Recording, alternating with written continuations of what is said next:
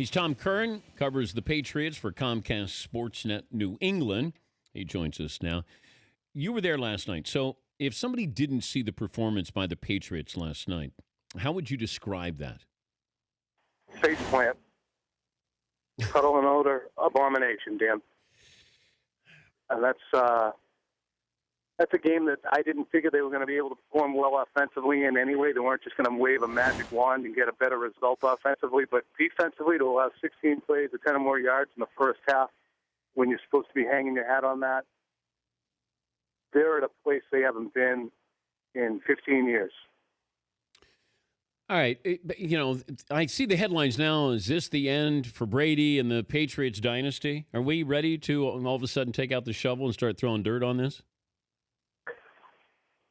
Well, it's hard to answer that. If we talk about a dynasty as one that wins championships, yeah, I mean, I think it's going to be a very low percentage likelihood of them winning another championship. Are they going to go to another Super Bowl? I think that's also going to be very difficult for them to turn around in 2 or 3 years because what they have now are fundamental problems. For instance, last year, Dan, they go to the AFC Championship game for the third time, and they had guys like Vince Wilfork, Gerard Mayo, Rob Gronkowski missing. All those guys are back in addition to adding Darrelle Revis, yet the team is even worse. And the fundamental problem is the offensive line. The offensive line has gone south, and as a result, you finally have Brady showing signs of erosion because he doesn't feel he's going to have the time to throw the ball. As a result, you have a jumpy guy who, even when he has time, which he actually did last night, doesn't really realize it. But if you look at the pieces that were put together, I thought this was going to be a defensive-first team. And they were, I think Belichick and management basically was saying to Brady, hey, just make us sort of dangerous on offense because our defense is going to be really good. Look at the personnel.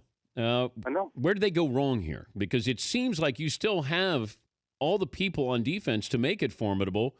And you still have some weapons there. Edelman, Amendola, Gronk is back. I got a couple of running backs who can run and catch. Is it really down to the offensive line is the reason why the Patriots are going to be bad this year? Well, you can't pin that on the defense, certainly, but I think you can pin these early problems that it's going to take a while to rectify on the offensive line.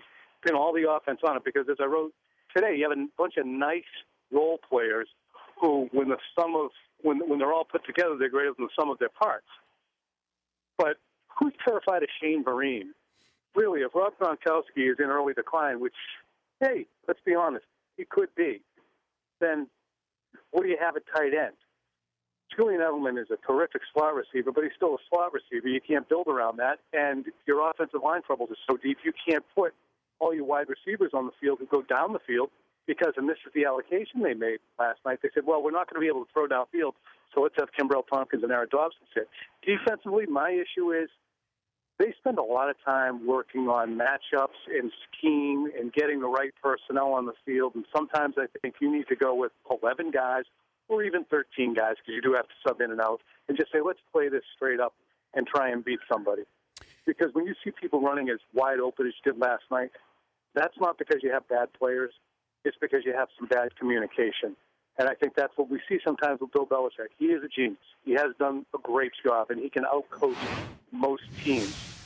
But when stuff starts to smoke and guys start to short-circuit, it can get ugly in a hurry, and that's what we saw last night. He's Tom Curran, Comcast Sportsnet New England, joining us, Dan Patrick Show. What was Belichick's reaction post-game? You know what? He's been unbelievable. He's been like an encyclopedia of football for the first 4 weeks, and I think we sent him back into his spider hole last night. He could have been worse.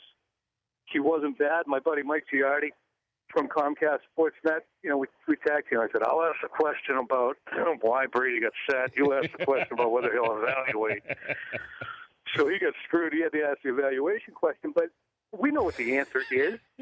But the absolute avalanche of put Jimmy G in and it's time for Brady to sit down, it does command you as a reporter to ask the question, hey, are you going to evaluate the position or not? To at least, and I'm happy that he put it categorically to rest, so I don't have to listen to people when I'm in the line at Dunkin' Donuts saying, what's up, Brady sitting down this week? Is that really a storyline, Tom? Yes, it absolutely is. because people are so conditioned in New England to see a team that constantly just lines up and wins by 17, 20, and then against good teams more often than not takes care of business, that when it doesn't work that way, it's okay, we got to flush these guys and move on to the next one so I can get back to watch my dominant team. Maybe in the offseason you look at this, not after 4 games. Dan, Tom. He's 32nd in the NFL in a number of different statistical categories. Okay, would you sit down Tom Brady? No, absolutely not. Okay, all right. And it ain't him. That's why I said it's the offensive line. I agree. And then the outgrowth of it. It's not going to be any better with Jimmy Garoppolo. But then Garoppolo comes in and plays well, and then I can just hear people saying, Garoppolo, you got to get a younger guy in there. That's what, that's why we heard in the press conference last night. We got the question, well, Garoppolo looked good in the fourth. Yeah, everybody was gone home, for Christ's sake. Okay, with all that being said, do the Patriots beat the Bengals Sunday night? Knowing football like I do, Dan, I don't know. Wait. How's that? I thought you were going to say yes. Knowing football, yeah, no, that's kind of what I'm leading up to. I mean, if you know and I know and we know football like we think we know football, we see a team lose 56-14, Tampa Bay, and then come back and win in Pittsburgh. I mean, that's the way this foolishness happened, isn't it? Well, and my biggest problem with all this, Brady just looked disheveled at the post-game press conference. It was sad to see. He just let himself go to hell in the post-game press conference. Well, that's the thing. And I talked to him coming off. I said, spruce yourself up. You're going home to a supermodel. He had no product in his hair. I mean, what is going on here?